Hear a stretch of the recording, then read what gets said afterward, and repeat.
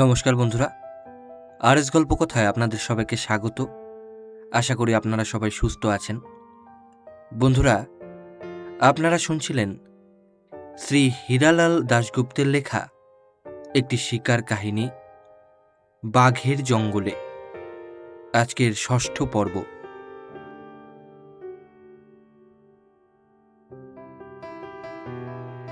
শশারাম থেকে ফিরে আসার কয়েকটা দিন পরে অপরাহ্নের দিকে উপস্থিত হলেন নবী আক্তার।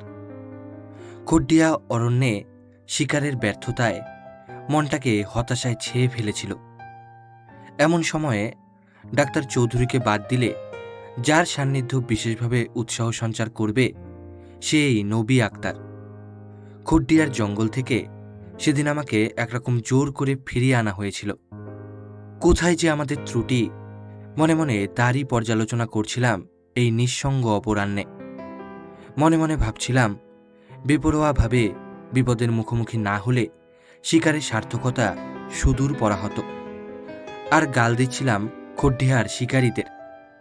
অশীতিপর সেই অভিজ্ঞ শিকারীর দিন পেরিয়ে গেছে। রণধীর হয়েছে রণক্লান্ত।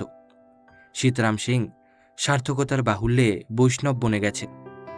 শুধু হস্তধৃত আলোক শিখার মতো আজও অটল ও নিষ্কম্প ওই নবী আক্তার। নবী আক্তারকে দেখে আমি চেয়ার ছেড়ে লাফিয়ে উঠেছি। চেঁচিয়ে বললাম, আসুন আসুন আক্তার সাহেব, হাজারবার স্বাগত, 2,00,000 বার। আক্তার সাহেব আসন গ্রহণ করে নিকেলের চোঙটা আমার দিকে এগিয়ে দিলেন। আমি বললাম, গল্প বলুন আক্তার সাহেব, আর কোনো কথা নয়, শুধু গল্প, শিকারের গল্প। নেপালে না গেলে আর বাঘ পাবো না। এদিকের বাঘ আপনারা মেরে নির্বংশ করেছেন। আক্তার সাহেব বললেন, আপনাদের জন্য শিকারের ব্যবস্থা হচ্ছে সাতগাঁওয়াতে। আমি বললাম, না না, বাঘ চাই না, আমি চাই বাঘের গল্প। আনাড়ি ফিরিঙ্গি যে রাইফেলটা বাগিয়ে ধরতে জানে না, বাঘ মরল কিনা তার হাতে। শশারামে বাঘ ছেড়ে এলাম কাছে পেয়েও, সেই বাঘ মারা পড়ল দেহাতি অনভিজ্ঞ চাষির গাদা বন্দুকে। আমরা সেই দিনই খবর পেয়েছিলাম শুয়োরের মাংস লোভে গ্রাম্য চাষি আখের ক্ষেতের পাশে গাদা বন্দুক নিয়ে গর্তের মধ্যে বসেছিল। একটা সচল অন্ধকারের স্তূপ এগিয়ে আসতে শুয়োর মনে করে ফায়ার করেছে। নিমেষে বাঘের গর্জনে তার ভুল ভেঙে যেতে বন্দুক ফেলে চৌচা দৌড় দিলে বস্তির উদ্দেশ্যে।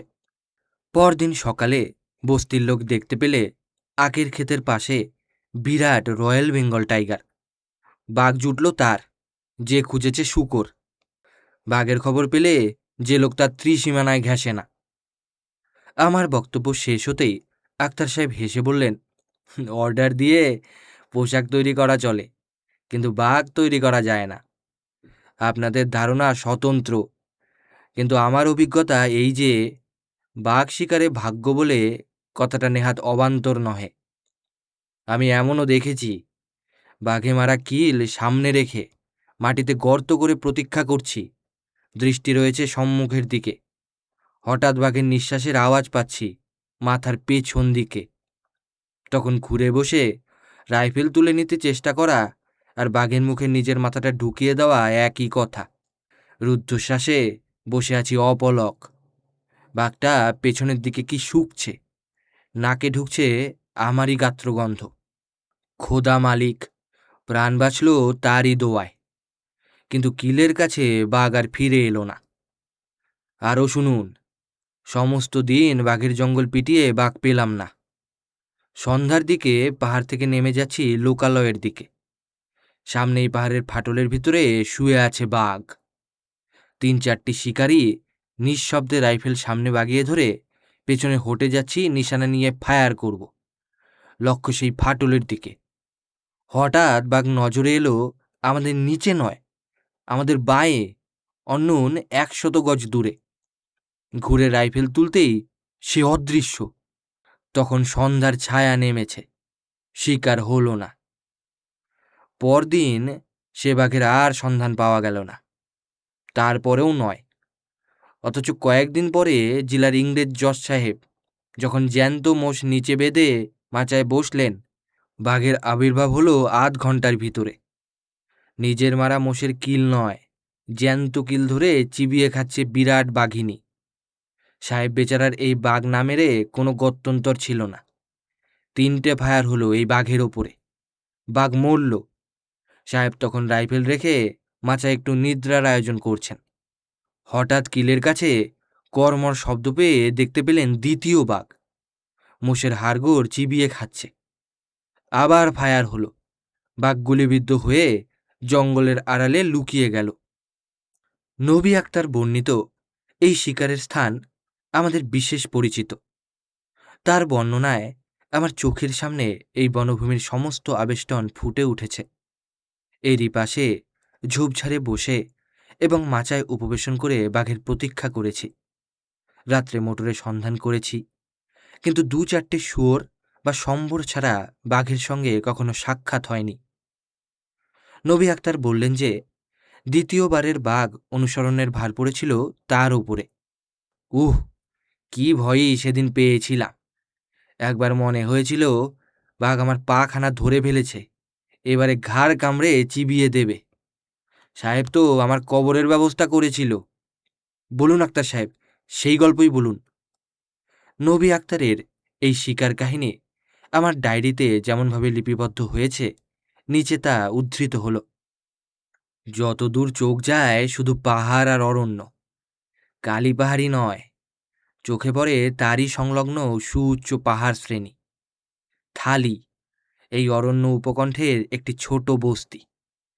রাস্তার 2 পাশে দরিদ্র গৃহস্থদের ছোট ছোট কুটির, 2-1টি মুদি দোকান, বিক্রয়দ্রব্য তেল, নুন, চাল, ডাল, আটা, কয়েক বান্ডিল বিড়ি আর 1-8টি নকল গোল্ডফ্লেক্স সিগারেটও দোকানে দেখা যায়।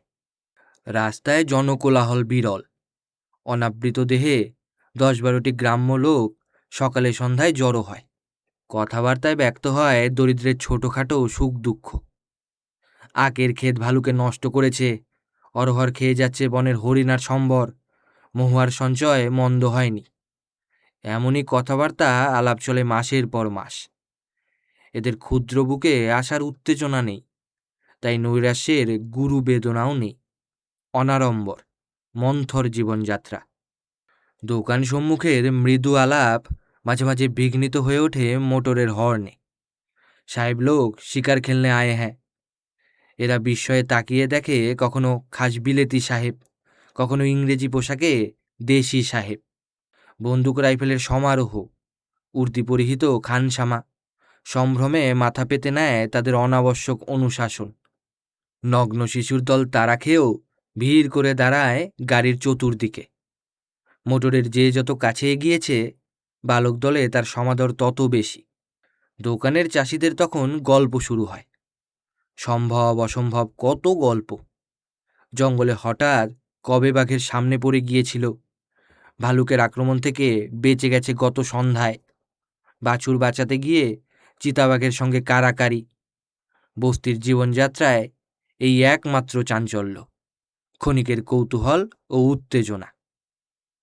এপ্রিল মাসের মাঝামাঝি প্রায় অপরাহ্নে দেশি ছোট ঘোড়ায় চড়ে উপস্থিত হলেন কমলপুরের নবী আক্তার। কমলপুর এখান থেকে কোষভর উত্তরে অবস্থিত পাহাড় ঘেরা বস্তি। নবী আক্তার এ পল্লীর মুরব্বী, সাহসী শিকারী বলে দরিদ্র চাষিদের রক্ষক। মালিক বললেও অত্যুক্তি হয় না।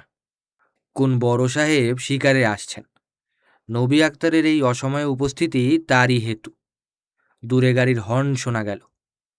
কোনো চাষির ইশারা পেয়ে নবী আক্তার তাকিয়ে দেখলেন ধুলির ঝড় তুলে একখানা মোটর ছুটে আসছে। গাড়ি কাছে আসতেই আক্তার সাহেব হাত তুলে হাজিরা জানালেন। সাহেব ইঙ্গিতে নবী আক্তারকে 3 মাইল দূরে একতারার ডাকবাংলোয় যেতে আদেশ করলেন। কয়েকদিন থেকে জঙ্গলের বিভিন্ন স্থানে মোষ বাঁধা হচ্ছে। কিলের খবর পেয়ে সাহেব এসেছেন। রাত্রে মাচায় বসে মাংসলোভী বাঘের প্রতীক্ষা করবেন। সঙ্গে সাহেবের একটি কুমারী কন্যা। শিকারে এর উৎসাহ সাহেবের চেয়ে কম নয়। মাচায় জায়গা যথেষ্ট নয়। ব্যবস্থা হলো সাহেব কন্যাকে নিয়ে মাচায় বসবেন। আশঙ্কার কারণ নেই, মাচা খুব উঁচু করেই বাঁধা হয়েছে। নবী আক্তার ডাকবাংলোতে থাকবেন। রাইফেলের আওয়াজ হলে মোটর নিয়ে এগিয়ে যাবেন সাহেবের সাহায্যে। মাচা দূরে নয়, ডাকবাংলো থেকে বন্দুকের শব্দ স্পষ্ট শোনা যাবে। একটা আরাম চেয়ারে মুক্ত অঙ্গনে আক্তার সাহেব চোখ বুজে শুয়ে আছেন। কখন ঘুমিয়ে পড়েছেন হিসাব নেই। খানসামা এসে ঘুম ভাঙালে। জঙ্গল থেকে 2বার রাইফেলের আওয়াজ শুনেছে। নবী আক্তার ঘড়ি খুলে দেখলেন ভোর 4টা। মাচার দিকে এই মুহূর্তে এগিয়ে যাওয়া অনাবশ্যক। গ্রীষ্মের ছোট রাত, আধ ঘন্টায় দিনের আলো দেখা দেবে। ড্রাইভারকে মাচার দিকে মোটর নিয়ে যেতে আদেশ করে নিজে খানসামার সঙ্গে মুরগির আন্ডার সমস্যা নিয়ে ব্যস্ত হলেন। এই জিনিসগুলো এই অঞ্চলে সুলভ নহে। কোনো শ্বেতাঙ্গ সাহেবই এ খবর পছন্দ করেন না। 1 ঘন্টা পরে মোটর ফিরে এলো। নবী আক্তার দেখতে পেলে লাগেজ ক্যারিয়ারে কি একটা খুব ভারী জানোয়ার বাঁধা। সাহেব হৃষ্ট, তার কন্যা উল্লাসে দিশাহারা। আক্তার সাহেব তাকিয়ে দেখলেন পেছনের ভারী জানোয়ারটা একটা বিপুলাকায় বাঘিনী।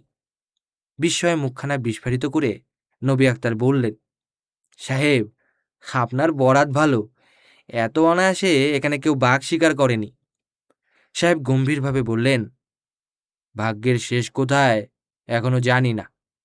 ব্যাঘ্রি তো কুড়িয়ে এনেছি, কিন্তু বড় বাঘ গুলি খেয়ে জঙ্গলে কোথায় পড়ে আছে। এইবারে তোমার পালা, বাঘ খুঁজে আনো। 3টি শব্দের হুকুম, বাঘ খুঁজে আনো। এর গুরুত্ব কতখানি সাহেব নিশ্চয়ই জানেন। নবী আক্তার ততোধিক জানেন। আক্তার সাহেব বললেন, বাঘ যদি পড়েই আছে সেটাকেও নিয়ে এলেন না কেন? সাহেব জানালেন, সমস্ত রাতের অনিদ্রায় তিনি শ্রান্ত। বাঘ সন্ধানের সামর্থ্য তার নেই।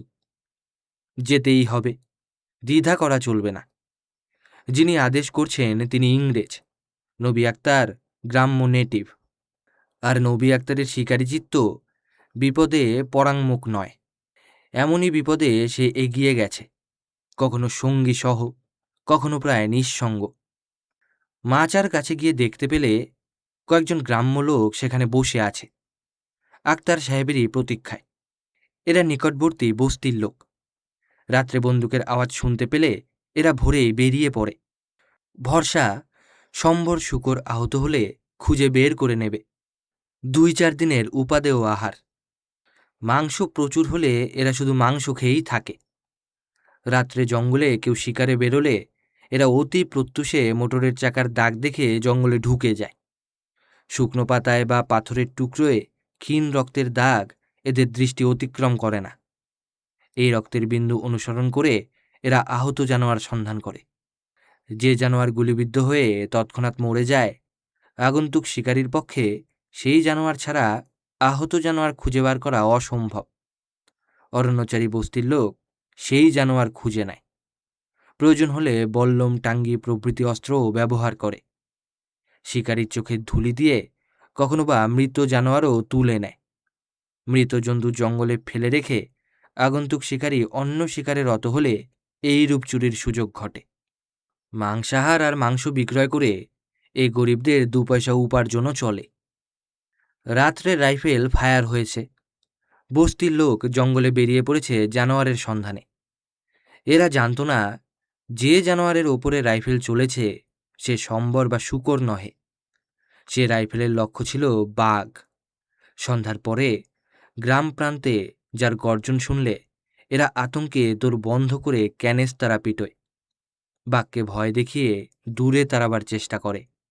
এমনই একদল লোক সাহেবের নজরে পড়েছিল মাচা থেকে ডাকবাংলোয় ফেরার পথে, আর তারই আদেশে এরা প্রতীক্ষা করছিল মাচার নিকটেই। নবী আক্তার ভালো করে দেখে নিয়ে 2 জায়গায় রক্ত দেখতে পেলে। সাহেবের কাছে পূর্বেই শুনেছিল ব্যাঘ্রি মরার খানিক পরেই বিশালকায় বাঘ উপস্থিত হয়েছিল। সাহেবের গুলি তার পেটে বিদ্ধ হয়েছে। পেটে বিদ্ধ হয়ে বাঘ যে খুব বেশি দূরে যেতে পারেনি তাতে সন্দেহ নাই। আক্তার সাহেব গ্রাম্য লোকদের বুঝিয়ে দিলে বাঘ খুঁজতে হবে। এর বিপদ সম্পর্কে সকলকে সতর্ক করে জানিয়ে দিল সাহসী জোয়ান ছাড়া যেন কেউ তার অনুগামী না হয়। কয়েকজন লোক তখনই পৃষ্ঠভঙ্গ দিলে। মদিয়ার নেতৃত্বে 6 জন লোক আক্তার সাহেবের সাথী হল। মদিয়া ডাকবাংলো সংলগ্ন বস্তির অধিবাসী। সে এই অঞ্চলের চৌকিদার। কখনো চাকুরি আছে, কখনো নেই। চাকুরি যখন থাকে তখন সপ্তাহে 2 দিন থানায় হাজিরা আছে। 3 ক্রোশ দূরে গোবিন্দপুর থানায়। এই রাস্তাটা মদিয়ার পক্ষে এতটা দীর্ঘ নহে। সে জানোয়ার সংকুল জঙ্গলের রাস্তায় পছন্দ করে। জঙ্গলের রাস্তা অনেক কম। থানায় হাজিরা দেওয়া মদিয়ার কোনো বালাই নয়। রোজই অতি ভোরে সে বেরিয়ে পড়ে জঙ্গলে। রাত্রে কখন সে ফিরে আসে কেউ জানে না। রাত্রে মাঝে মাঝে তাকে তারিখানায় দেখা যায়। সমস্ত সকাল, দুপুর, অপরাহ্ন সে খুঁজে বেড়ায় বনের জানোয়ার। হাতে ছুরি ছাড়া কোনো অস্ত্র নেই। জানোয়ারের দেখা পেলেও শিকারের সম্ভাবনা থাকে না। তবু প্রত্যেক জন্তুর পরিচিত আশ্রয়, ভালুকের গহ্বর, বাঘের মান অর্থাৎ বাসা সে খুঁজে দেখে। ওত পেতে শুয়ে থাকে তারই আশেপাশে। জন্তুর নিঃশ্বাস নাকে আসে। নিঃশ্বাসের শব্দ, জানোয়ারের গর্জন শুনতে পায়। কখনো দূরে পালিয়ে যায়, প্রয়োজন হলে গাছে চড়ে। প্রত্যেক শিকার দলের সে সাথী, পথপ্রদর্শক। ছিপছিপে গঠন আর মুখের মিষ্টি হাসিতে এর সাহসী চিত্তের আভাসটুকু নাই। হাসিতে চিকমিক করে এর তাম্বুল রাঘিন শুভ্র দাঁতগুলি। অনুমান 200 গজ দূরে শক্ত পার্বত্যলতায় গঠিত এক বিস্তীর্ণ জঙ্গল। ঠিক এরই সম্মুখে রক্তের দাগ দেখা গেল। এই ঝোপের ভিতর প্রবেশ করা অসম্ভব।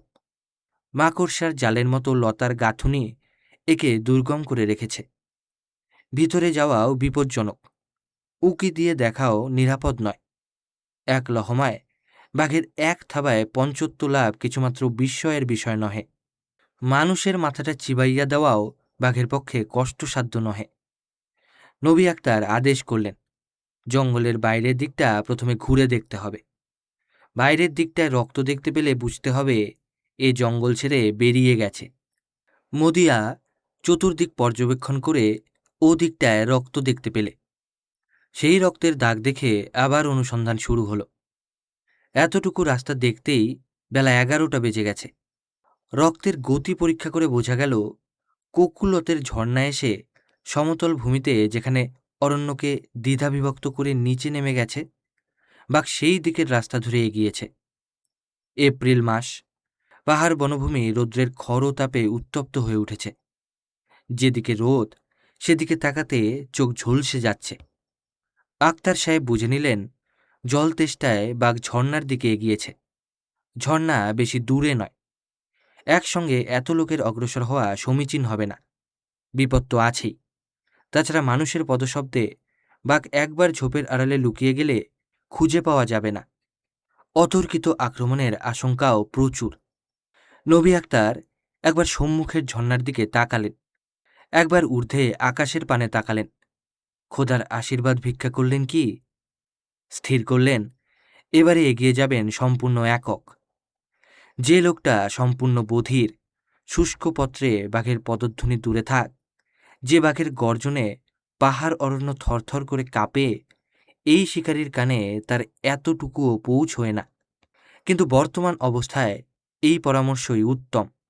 জীবনে বহুবার তিনি বাঘের দংশটার সম্মুখীন হয়েছেন।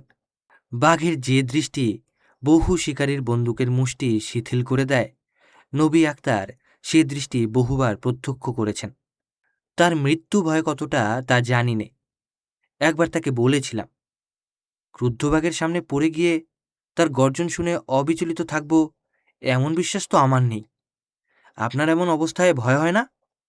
উত্তরে তার পাথরে গড়া মুখখানা হাসির উচ্ছ্বাসে ভরে দিয়ে বলেছিলেন, হাম তো বহেরা হ্যায়, হামে ডর গয়া হ্যায়, হামে তো শের কা গর্জনা সুনাই হি নেহি পারতা হ্যায়। নবী আক্তার সঙ্গীতের দিকে তাকিয়ে বললেন, তারা গাছের উপরে আশ্রয় নিতে পারে, কিন্তু চরম প্রয়োজনে তারা যেন দুর্লভ না হয়।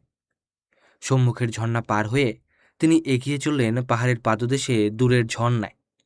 হাতে উদ্যত দোনলা রাইফেল, চোখের দৃষ্টি চকিত। খানিকটা দূর এগিয়ে অদূরে ছোট ঢিপি।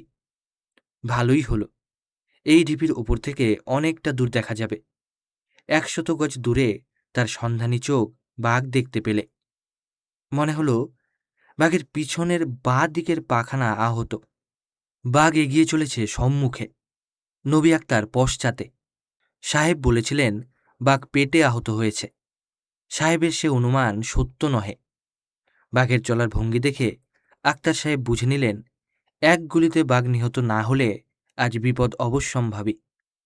পায়ে আহত বাঘ জ্যান্ত বাঘের চেয়ে কোনো অংশে কম নহে, পরন্তু আহত হয়ে সে অধিকতর হিংস্র হয়ে উঠেছে। বাঘের পিছন দিক দেখা যাচ্ছে। কোথায় গুলি করা যায়? আক্তার সাহেব সাব্যস্ত করলেন পেছনের অন্য পাখানা ভেঙে দিলে বাঘ পড়ে যেতে পারে, কিন্তু এতটুকু সময়ে বাঘ আরও এগিয়ে গেছে। এত দূর থেকে গুলি করা সঙ্গত হবে না, পিছন নিতে হবে। ঢিবি থেকে নিচে নেমে এসে সন্তর্পণে আবার এগিয়ে চললেন। ভরসা এই বাঘকে তিনি দেখতে পাচ্ছেন। আড়াল থেকে অতর্কিত আক্রমণের আশঙ্কা নেই। বধির শিকারীর পক্ষে সম্মুখ যুদ্ধই প্রশস্ত, কিন্তু বাঘ পায়ের শব্দ শুনতে না পায়। এপ্রিল মাস, নিচে শুষ্ক পাতার রাশি। আক্তার সাহেব পা টিপে রুদ্ধশ্বাসে এগিয়ে চললেন। এবারে দূরত্ব 50 গজ মাত্র। কি সন্দেহ করে বাঘ মাথা তুলে ডাইনে বায়ে দেখে নিলে। আক্তার সাহেব রাইফেল বাগিয়ে ধরলেন। বাঘ এবার এগিয়ে চলল। না, আরও কাছে যেতে হবে। লক্ষ্যভ্রষ্ট হলে রক্ষা নেই, লক্ষ্যচ্যুতি হলে বিপদ তো বটেই। কিন্তু বাঘের নিকট সান্নিধ্যে কি ভয় নেই? নবী আক্তারের এই যুক্তি গ্রহণ করার মতো বুকের পাটা কয়জন শিকারীর আছে? কিন্তু এসব কারণ না থাক, নবী আক্তারের তাতে কিছু এসে যায় না। তিনি এগিয়ে চললেন। এবারে দূরত্ব 30 গজ মাত্র। ব্যাস, এইবার নবী আক্তার একটা গাছের আড়ালে দাঁড়িয়ে রাইফেলের নিশানা ঠিক করে ট্রিগার টেনে দিলেন। রাইফেলের আওয়াজের সঙ্গে সঙ্গেই নিমেষে একটা কাণ্ড ঘটে গেল। বাঘের গর্জনে বনভূমি কেঁপে উঠেছে। নবী আক্তারের তাতে কিছু এসে যায় না, সে যে বধির। কিন্তু বিপদ হলো, মুহূর্তে বাঘ ঘুরে গিয়ে আক্তার সাহেবকে তাড়া করে ছুটে এলো। দূরত্ব যৎ সামান্য, নিশানা করে গুলি করার অবসর নেই। তিনি ছুটে গেলেন একটা কাটা ঝোপের দিকে। একটা ধারণা ছিল বাঘ কাটা ঝোপকে ভয় করে। ঝোপের ভিতরে ঢুকে যেতে একটা পা যে বাইরে আটকে গেল, সেটাকে টেনে কিছুতেই ঝোপের ভিতরে নেওয়া যাচ্ছে না। পায়ে দারুণ যন্ত্রণা। বাঘ একটা পা মুখের ভিতর পুড়েছে কি? শুয়ে পড়ে শুধু হাতের কনুই ভর করে দারুণ যন্ত্রণায় দাঁতে দাঁত চেপে আক্তার সাহেব চোখ বুজে পড়ে আছেন। ভাবছেন, আব পাকরিস, আব পাকরা, আব খতম। হঠাৎ চোখ খুলে গেল। আক্তার সাহেব দেখতে পেলেন বাঘ ঝোপের বাইরে দাঁড়িয়ে শত্রুর প্রতীক্ষায় উদগ্র, রোষে ক্ষিপ্ত, লাঙল মাটিতে ঠুকছে। মুহূর্তে আক্তার সাহেবের চেতনা ফিরে এসেছে। শায়িত অবস্থায় বন্দুকের নিশানা ঠিক করে নিয়ে আবার ট্রিগার টেনে দিলেন। আবার বাঘের ভীষণ গর্জন, উলম্ফন। তারপর সব নীরব। আক্তার সাহেবের মুখ থেকে বেরোল, ব্যাস, খতম। রাইফেলে আবার দুটো টোটা পুড়ে নিয়ে কাটার ঝোপ থেকে বেরিয়ে এলেন। পায়ের দিকে লক্ষ্য করার অবসর নেই। রাইফেলে বাঘের মস্তক লক্ষ্য করে নবী আক্তার এগিয়ে এলেন বাঘের অতি নিকটে। আবার অস্ফুট গর্জন। দুবার মুখ হাঁ করে বাঘ নিশ্চল হয়েছে। বাঘের দেহের উপরে রাইফেল রক্ষা করে চেঁচিয়ে বললেন, তুম শালে কই হ্যায়? মদিয়া নিঃশব্দে আক্তার সাহেবের কাছেই দাঁড়িয়েছিল। তিনি দেখতে পাননি। যারা গাছের উপরে শ্বাসরোধ করে বসেছিল তারাও এগিয়ে এলো। জলের কাছে গিয়ে আক্তার সাহেব চোখে মুখে জল দিলেন। পকেট থেকে সিগারেট তুলতে গিয়ে সবিস্ময়ে দেখলেন একটা হাতের আঙুল ভেঙে গিয়ে নেতিয়ে পড়েছে। পায়ে বস্ত্রে রক্তের ধারা। ডাক বাংলোয় সাহেবের কাছে খবর গেল, মার দিয়া, বাঘ মার দিয়া, নবী আক্তার সাহেব নে মার দিয়া, জানসে খাতাম। বাংলো থেকে সাহেব রাইফেল ও ঘন ঘন বাঘের হুঙ্কার শুনেছেন। এগিয়ে যাওয়ার প্রয়োজন বোধ করেননি। নিজের হিন্দি বিদ্যায় বুঝে নিলেন নবী আক্তার মরে গেছে। কন্যাকে ডেকে বললেন, বেচারি নবী আক্তার মার গিয়া। বাইরে এসে সংবাদদাতাকে বললেন, ক্যা করে, যাও बैलगाड़ी में उठा कर लाओ, বেচারা আচ্ছা আদমি থা। সাহেবের মুসলমান ড্রাইভার জিজ্ঞাসাবাদ করে বুঝে বললে, নবী আক্তার মরেনি, বাঘ মরেছে। সাহেবকে তাই বুঝিয়ে দিলে। সাহেব রেগে খুন। এই লোকটা তাকে উল্টো বুঝিয়েছে। হিন্দি তিনি খুব ভালোই বোঝেন। হিন্দি ভাষায় তার পাশের সার্টিফিকেট আছে। এ দেশি ড্রাইভার। প্রতিবাদ করার সাহস তার নেই। মুখ ফিরিয়ে হাসি চেপে নিলে। এবারে মোটর চড়ে সাহেব ঘটনাস্থলে উপস্থিত হলেন। হাতে বোঝাই .476 রাইফেল, পকেটে প্রচুর গুলি। নবী আক্তারের কাছে বাঘের অনুসরণ বৃত্তান্ত শুনে সাহেব আবার রেগে খুন। এমন অবস্থায় নবী আক্তারের এগিয়ে যাওয়া উচিত হয়নি, বিপদ হতে পারত। বাঘ দেখে সাহেবকে খবর দেওয়া উচিত ছিল। আক্তার সাহেব জবাব দিয়েছিলেন, খবর দিতে গেলে বাঘ পালিয়ে যেত। আর সাহেব বলতেন, কাপুরুষ, বাঘ দেখতে পেয়েও তাকে ছেড়ে দিয়ে তোমরা পালিয়ে এলে। তোমরা হিন্দুস্তানি লোক, এমনই কাপুরুষ বটে। আক্তার সাহেবের আঙুলটা ধরে কষে টানতেই সেটা খট করে নিজের জায়গায় বসে গিয়েছিল। পায়ের ক্ষত বাঘের দংশনে হয়নি, ওটা কাটা গাছে লেগে জখম হয়েছিল। 3-4 আয়োডিনের ব্যান্ডেজ দেওয়া হলো। যে গ্রাম্য লোকগুলি পায়ে চলে জঙ্গল থেকে ফিরে আসছিল, তারা তখনও ফিরে আসেনি। সাহেব 2 বাঘ নিয়ে সগর্বে মোটর ছুটিয়ে দিলেন শহরের দিকে। বড় বাঘ শিকারী বলে সেদিন থেকে সাহেবের খ্যাতি চারিদিকে ছড়িয়ে পড়েছে। অরণ্য উপকণ্ঠের সেই ছোট বস্তিথালি আজ উত্তেজনায় চঞ্চল। মুদি দোকানের সামনে জুটেছে আবাল বৃদ্ধ বনিতা। সকলের মুখেই বাঘের প্রসঙ্গ। এক কাঠুরে জানালে, বনে কাঠ কাটতে গিয়ে গতকল্য সে বাঘের গর্জন শুনেছে। কেউ জানালে, মাচা তৈরি করতে সে গাছের ডাল আর শখুয়ার রজ্জু সংগ্রহ করেছিল। দূরে মোটরের হর্ন শোনা গেল। ধুলো উড়িয়ে নক্ষত্রবেগে ছুটে আসছে মোটর। থালি আর জনতাকে ডাইনে রেখে গাড়ি বেরিয়ে গেল আকবরপুরের দিকে। 2টি বাঘ শক্ত করে বাঁধা হয়েছে। ওজন কমিয়ে দেওয়ার জন্য পেটের নাড়িভুড়ি বার করে ফেলে দেওয়া হয়েছিল। আরও 8 ঘন্টা পরে উত্তপ্ত গ্রীষ্মদিনের প্রায়াপরাহ্নে ছোট ঘোড়ায় চড়ে উপস্থিত হলেন নবী আক্তার। খুদ পিপাসায় ক্লিষ্ট। মুদি দোকানের মালিক বিড়ির বদলে তাকে একটা নকল গোল্ডফ্লেক্স সিগারেট খেতে দিলে। গয়া জেলার দক্ষিণ পূর্ব সীমান্তে রজৌলির পাহাড় শ্রেণী। এই পাহাড় কেটে মোটর চলাচলের জন্য হাজারিবাগ ও রাঁচি অভিমুখে রাস্তা তৈরি হয়েছে। রজৌলির ডাকবাংলো ছুঁয়ে এই পাহাড় কাটা রাস্তা 9 ক্রোশ দূরে কোডারমা পর্যন্ত নিবিড় অরণ্যাচ্ছন্ন। কোডারমা অভ্রের খনির জন্য প্রসিদ্ধ। অভ্রের ব্যবসায় উপলক্ষে কোডারমায় বহু বাঙালির আবাস নির্মিত হয়েছে। রজৌলি ও কোডারমার মধ্যবর্তী এই রাস্তা কোথাও গভীর খাদে নেমে গিয়েছে, কোথাও চড়েছে পাহাড় শীর্ষে, কোথাও বা খানিকটা সমতল। কিন্তু সর্বত্রই এই রাস্তার 2 দিকে অবিচ্ছিন্ন অরণ্য রাশি। এই অরণ্য বহু জানোয়ার, বিশেষত ব্যাঘ্রের বাস।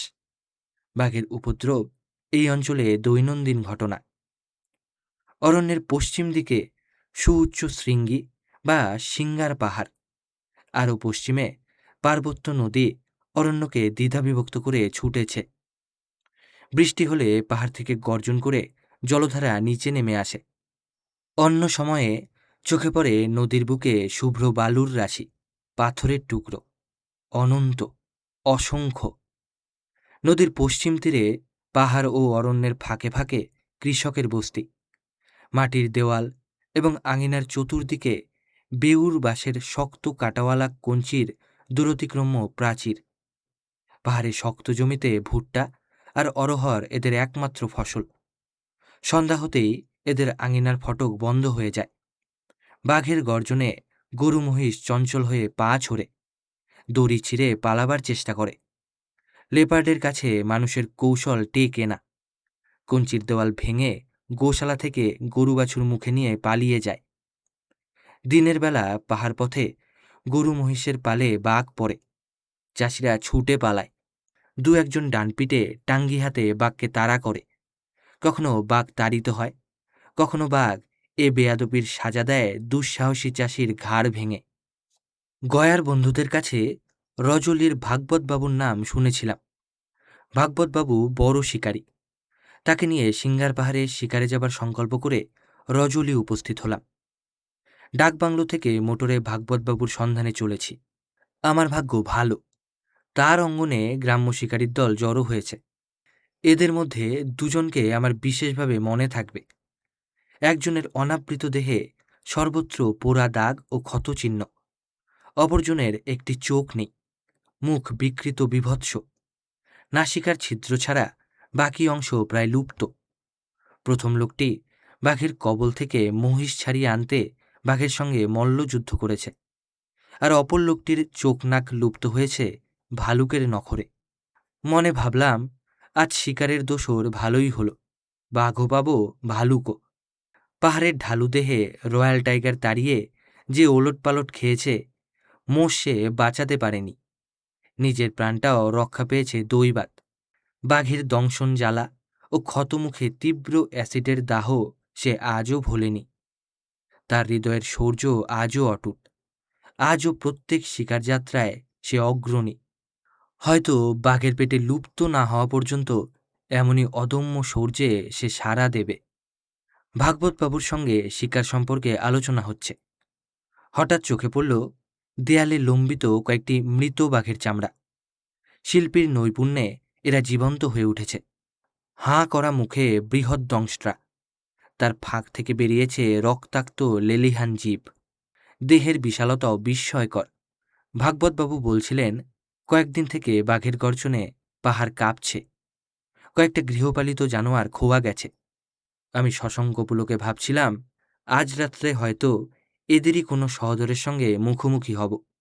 আমার সঙ্গিনী অভিনিবেশ সহকারে বাঘের হাঁ করা মুখের দিকে তাকিয়ে দেখছেন, কিন্তু শিকার ব্যবস্থার আলোচনার এক বর্ণও যে তার কান এড়ায় নিয়ে আমি তা বেশ জানি। ভাগবতবাবুকে সঙ্গে নিয়ে জঙ্গলের দিকে আমার মোটর এগিয়ে যাচ্ছে। রাস্তা সংকীর্ণ ও বন্ধুর। হোঁচট খেয়ে গাড়ি চলেছে। মাথার উপরে হুড নেই, উইন্ড গ্লাসও খুলে ফেলেছি। অরণ্য প্রান্তে প্রথমে মহুয়া ও পলাশ গাছ, তারপর আরম্ভ হলো ঝোপঝাড়। পাহাড়ের সানুদেশে উঁচু নিচু ঢিবির ওপরে নিচে বনকুল, বইচি, বনকরঞ্চা আর শিয়াল কাটার ঝোপ জঙ্গল। তারপর এলো গহন বন। শীতের অপ্রখর সূর্যালোকে এর সৌন্দর্য অপরূপ। শ্যামল অরণ্যানী অপরাহ্নের পাণ্ডুর রৌদ্রালোকে বিচিত্র হয়ে উঠেছে। কোথাও চলেছে রৌদ্র ছায়ার লুকোচুরি।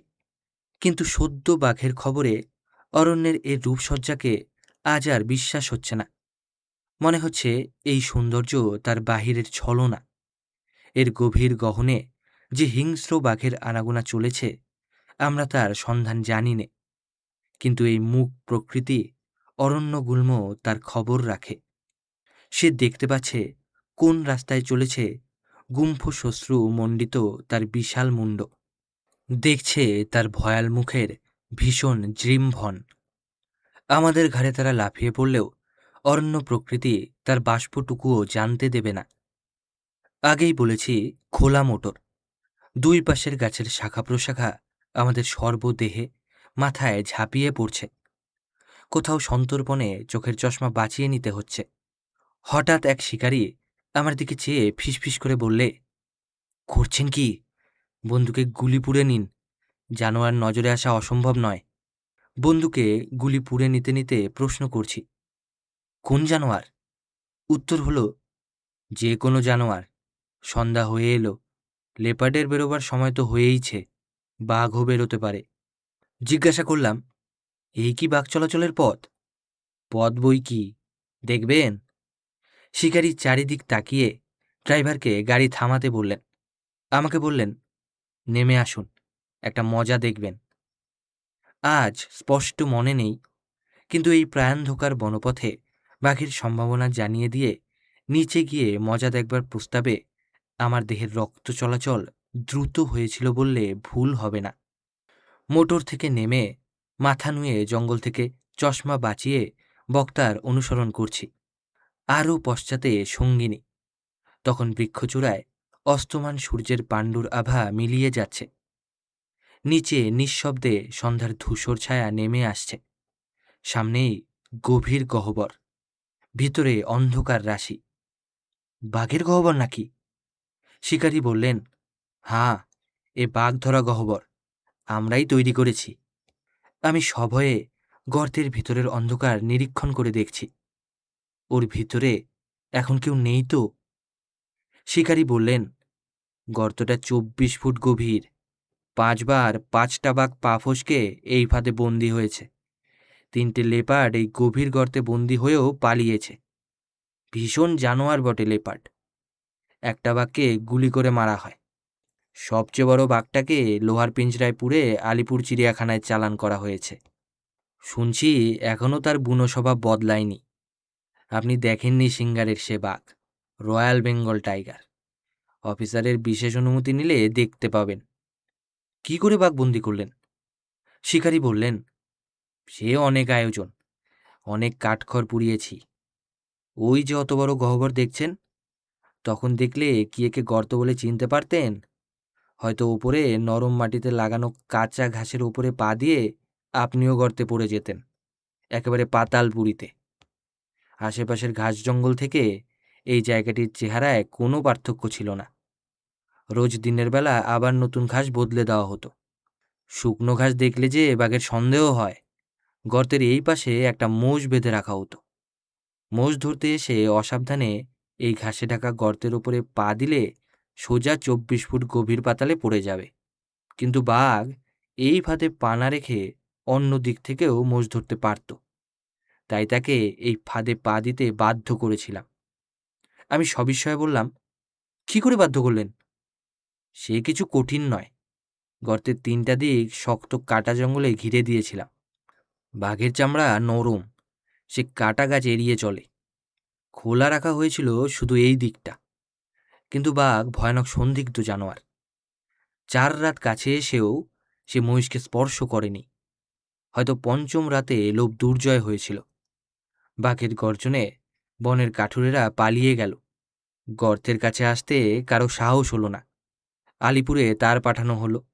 সেখান থেকে ওস্তাদ এলো পিঞ্জরা নিয়ে। গহ্বর সংলগ্ন প্রায় 30 ফুট লম্বা একটা নালা দেখিয়ে বললেন, ওই নালা কাটা হয়েছিল পিঞ্জরাটা গর্তের তলায় নামিয়ে দিতে।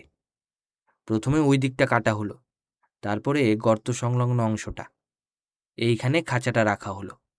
ওপরে গাছের সঙ্গে কপিকল বেঁধে দড়ি দিয়ে পিঞ্জরা বেঁধে দেওয়া হলো। আর একটু একটু করে নালা কাটার সঙ্গে সঙ্গে কপিকলের সাহায্যে পিঞ্জরা নামিয়ে দেওয়া হলো। একদিনে হয়নি, এই কাজে 25 দিন লেগেছে। কিন্তু মুশকিল, বাঘ খাঁচায় ঢুকবে না। পাথর ছোড়া, বন্দুকের ফাঁকা আওয়াজ, তুবড়ি মাতাম জ্বালিয়ে গর্তে ফেলা প্রভৃতি করা হলো। বাঘ লাফিয়ে খাঁচায় ঢুকতেই কলের সাহায্যে দরজা বন্ধ করে দেওয়া হলো। তারপরে কপিকলের দড়ি ধরে পিঞ্জরাটা টেনে ওপরে তোলা অসাধ্য নয়। কিন্তু দড়ি ধরে টানে কে? কাঠুরেরা ভয়ে পালিয়ে যায় যদি বাঘ দরজা ভেঙে ফেলে। শুধু তিরস্কারে কোনো ফল হলো না।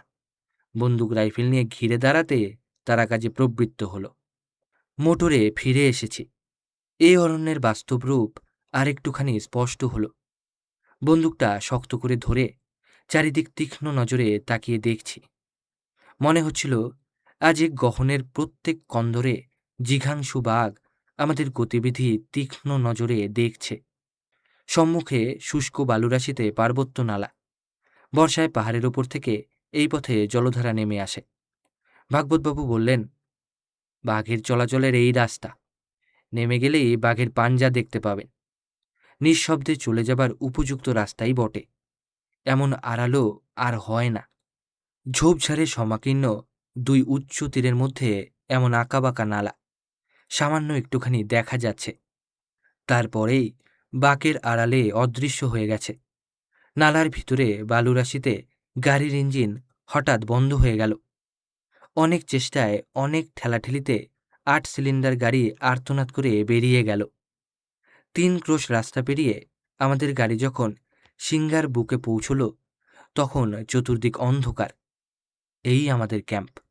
সামনে দেখতে পাচ্ছি বিরাট জীর্ণ প্রাসাদ। সিংগারের রাজা নেই, বংশধরেরাও কেউ বেঁচে নেই। কিন্তু কুঠি সম্পূর্ণ নির্জন নয়। বাহিরের চত্বরে, যেখানে বৃক্ষতলে আমাদের গাড়ি থেমেছে, তার বাঁ দিকে একটি মন্দির। এই বহু প্রাচীন প্রাসাদের বহির্দ্বারে দাঁড়িয়ে আমরা বিস্ময়ে অভিভূত হয়েছি। সম্মুখে সুউচ্চ দারুময় বিরাট কবাট, রুদ্ধদ্বার আমাদের গতিরোধ করেছে। পুরাকালের যে দীর্ঘদেহ রাজন্যগণের জন্য এই বিশাল ও উচ্চতর নির্মিত হয়েছিল, আজ তারা কোথায়? সেই অতিকায় মহামানবগণের দ্বারপ্রান্তে আমরা গুটি কয়েক রসদেহ মানব আতিথ্য ভিক্ষা করছি। অন্ধকারের আড়াল থেকে পালোয়ানের মতো দুইটি জোয়ান পুরুষ বেরিয়ে এলো। এরা যেন মাটি ফুঁড়ে বেরোল। তাদের সবল বাহুক্ষেপে কবাট মুক্ত হল। ডান দিকে ক্ষুদ্র ক্ষুদ্র কক্ষের সম্মুখে প্রশস্ত বারান্দা, আমাদের সামনের দিকে খোলা অঙ্গন, আরও সামনে বিরাট প্রাসাদ, ভিতরে প্রবেশের জন্য আবার সুউচ্চ দরজা।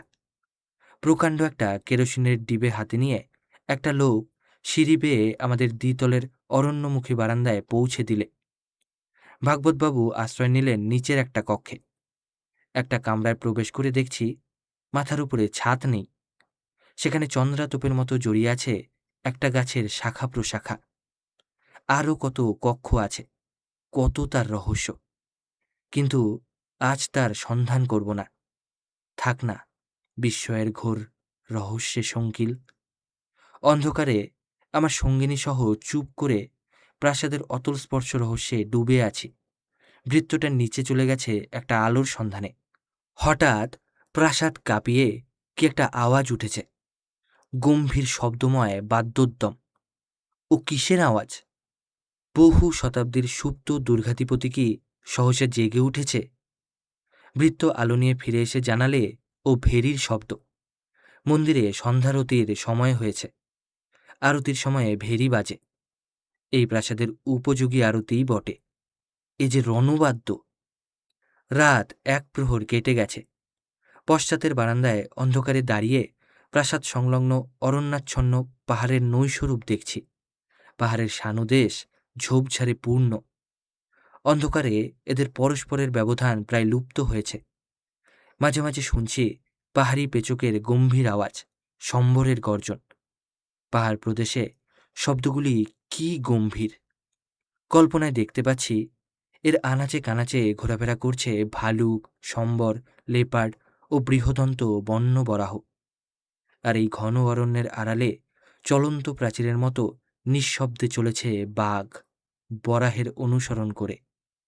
সহসা এ নিরন্ধ্র অন্ধকার জানোয়ারের আর্তনাদে বিদীর্ণ হবে। শোনা যাবে শিকার মুখে শার্দুলের চাপা গর্জন। আমরা খবর পেয়েছি এই জীর্ণ কুঠি সংলগ্ন অরণ্যে কয়েকদিন থেকেই বাঘ হানা দিচ্ছে। এই শীতের রাত্রেও কি প্রবল হাওয়া! থরথর করে কাঁপছি, কিন্তু সেদিকে ভ্রুক্ষেপ নাই। মনে মনে পর্যালোচনা করছি ভাগবতবাবু বর্ণিত তাদের দেয়ালে লম্বিত বাঘ শিকারের কাহিনী। বাঘে মোষ মেরেছে। খবর পেয়ে ভাগবতবাবুর নেতৃত্বে কাঠুরেরা নিঃশব্দে জঙ্গলে ঢুকেছে। গাছের ডালে মাচা তৈরি করে তারা কোলাহল তুলে জঙ্গল থেকে বেরিয়ে গেল, যাতে করে অদূরে জলের কাছে জঙ্গলের আড়ালে বাঘ বুঝতে পারে এদিকে যারা এসেছিল তারা সকলেই চলে গেল, যাতে বুঝতে না পারে সকলেই ফিরে যায়নি। দুজন শিকারী নিঃশব্দে বসেছে গাছের ডালে মাচার উপরে বাঘের প্রত্যাবর্তন প্রতীক্ষায়। আকাশ গাঢ় মেঘে আচ্ছন্ন। বিদ্যুৎ, মেঘগর্জন এবং বৃষ্টি আরম্ভ হল। মাথার উপরে আর মাচার চতুর্দিকে ঘন পল্লবের আচ্ছাদন। তবু গোলাগুলি বাঁচানো দায় হল। বৃষ্টি বন্ধ হয়ে গেল। গাছের পাতা থেকে বিন্দু বিন্দু সঞ্চিত জল পড়ছে টপ টপ শব্দ করে। দূরে শোনা গেল বার্কিং ডেয়ারের সারমেয়ে আওয়াজ। দুই শিকারী পরস্পরের মুখের দিকে তাকিয়ে রাইফেল তুলে নিলেন। বাঘ বেরিয়েছে। বার্কিং ডেয়ারের শব্দে তারই ঘোষণা। ভয় না পেলে এ জানোয়ারের আওয়াজ শোনা যায় না। অদূরে এগিয়ে আসছে একটা সচল অন্ধকারের স্তূপ। বিদ্যুতালোকে দেখা গেল বাঘ, তার বিশাল দেহ আর মুন্ড। তরিতালোকে ক্ষণে ক্ষণে বাঘের চোখে অগ্নিশিখা জ্বলে উঠছে। বাঘ চারিদিকে তাকিয়ে অদৃশ্য আততায়ী খুঁজছে। নিঃশব্দ উলম্ফনে খানিকটা এগিয়ে গেল। কিলের অদূরে থাবা গেড়ে বসেছে। এবার আর কিছুই দেখা যাচ্ছে না। সহসা শব্দ হলো, খটখট। মৃত মোষের হাড়গুলি শক্ত দাঁতে কড়মড় করে চিবিয়ে খাচ্ছে। এক শিকারীর হাতের টর্চ জ্বলে উঠেছে। বন্দুকের নির্ঘোষ ও বাঘের প্রলয়কারী গর্জন। আবার ফায়ার। বাঘ কিলটাকে ছুঁড়ে ফেলেছে। আবার বন্দুকের আওয়াজ, বাঘের উলম্ফন। বাঘ দাঁতে করে পাথর চিবিয়ে গুড়িয়ে দিচ্ছে। আবার গুলি হলো। এবার সব নীরব। ভাগবতবাবুর যে শিকার কাহিনী আমার মনের পর্দায় চলচ্চিত্রের বেগে ফুটে উঠছিল, পেছনে কিসের একটা অদ্ভুত আওয়াজে তা হঠাৎ ছিঁড়ে গেল। সেদিকটায় তাকিয়ে আমি চমকে উঠেছি। অন্ধকারের বুকে এ কি ভয়াবহ দৃশ্য! খানিকক্ষণ তাকিয়ে বুঝতে পারলাম, ভালুকের নখরে বিকৃত মুখনাসিকা এ সেই বন্য শিকারী। সে আদাব দিয়ে বললে, বাইরে গাড়ি তৈয়ার। গাড়ি তৈয়ার? বহুত আচ্ছা, এখনই বেরোচ্ছি। যে বাঘটা সেই বৃষ্টি ঝরা বাদলা রাতে ভাগবতবাবুর গুলিতে পঞ্চত্ব লাভ করেছে, আজ গভীর রাতের শীতার্ত পাহাড়পুরে তারই সহধর্মিণী বা জ্ঞাতি গোষ্ঠীর সঙ্গে সাক্ষাৎ হবে। নেভার মাইন্ড, আমিও রেডি। শিকারের পোশাক পরে বেরিয়ে পড়লাম। সঙ্গিনী ঠিক ছায়ার মতনই পেছনে আছেন। বাহিরে অন্ধকার বৃক্ষ ছায়ায় আমার খোলা মোটর দাঁড়িয়ে আছে। আরও ২-৩টি লোক যারা আমার শিকারের সঙ্গী হবে, তাদের সকলের হাতেই বন্দুক বা অন্য হাতিয়ার। সকলেই নিঃশব্দ। জঙ্গলে যে নৈশব্দবিধি অবশ্য পালনীয়, যাত্রার প্রাক্কালে এ তারই সূচনা। শীতের আচ্ছাদনে সকলের দেহ, মস্তক ও মুখ এমনভাবে আবৃত হয়েছে যেন আমরা মেরু প্রদেশের অধিবাসী। কাউকে দেখেই চেনা যাচ্ছে না। আমার সঙ্গিনীও প্রায় তথৈবচ। শিকারের জন্য যে সংকীর্ণ রাস্তাটা পাহাড় জঙ্গল কেটে তৈরি হয়েছিল, সেই বন্ধুর পথে আমার ৮ সিলিন্ডার গাড়ি লাফিয়ে লাফিয়ে চলেছে। কখনো পাশের গভীর খাদে টাল খেয়ে পড়ে যেতে যেতে সামলে যাচ্ছে। প্রায় সার্ধক্রোশ পথ চলে হঠাৎ গাড়ি বন্ধ হয়ে গেল। মোটরের নিচে বালুর সমুদ্র, একটি জলহীন পার্বত্য নদী। তারপর বহু শ্রমে আমাদের সংগৃহীত চাকার নিচে গুজে দেওয়া ডালপালা আঁকড়ে ধরে গভীর হুঙ্কার আর ফোঁস ফোঁস শব্দ করে নদীর দখিল পথে গাড়ি আবার ছুটে চলল। দুই তীরে অন্ধকার অরণ্যরাশি মোটরের বেগে ক্রমশ এগিয়ে আসছে। এ জঙ্গল যে বড় বড় বাঘের আলয়, তাতে আর বিস্ময়ের কি আছে। দূরে একটা পাহাড় চূড়ায় আভের কারখানার অফিসে আগুন জ্বলছে। হয়তো কারখানার কুলি শীত আর বাঘের ভয়ে আগুন জ্বেলে রাত কাটায়। অনভিজ্ঞ স্পটারের হাতে টর্চ লাইট। কোনো জানোয়ার চোখে পড়ছে না। হয়তো অন্ধকারের আড়ালে বিচিত্র রেখাঙ্কিত যে মুণ্ডগুলি ফাঁকা জায়গার দিকে আংশিক বেরিয়ে এসেছিল, মোটরের হুঙ্কারে তারা জঙ্গলে আত্মগোপন করেছে। তাদের তমসাচ্ছন্ন আবাসভূমিতে আমরা ট্রেস পাসার। এবারে নদীর দীঘল পথ ছেড়ে মোটর বাঁয়ে একটা নিতান্ত অপরিসর নালাপথ ধরেছে। মাথার উপরে উচ্চ তীরের ঝোপঝাড়ের স্পর্শ অনুভব করছি। এই অবস্থাটা মোটেই নিরাপদ নয়। বন্দুকের মুষ্টি নিজের অজ্ঞাতে দৃঢ়তর হচ্ছে। বালুর প্রতিবন্ধকতায় গাড়ির গতি মন্থর। ওপর থেকে ভালুকের বা লেপার্ডের উলম্ফন কি সম্পূর্ণ অসম্ভব? টাইগারের? নালা এইবারে প্রায় শেষ হয়েছে। সামনে একটা খুব উঁচু পাহাড়।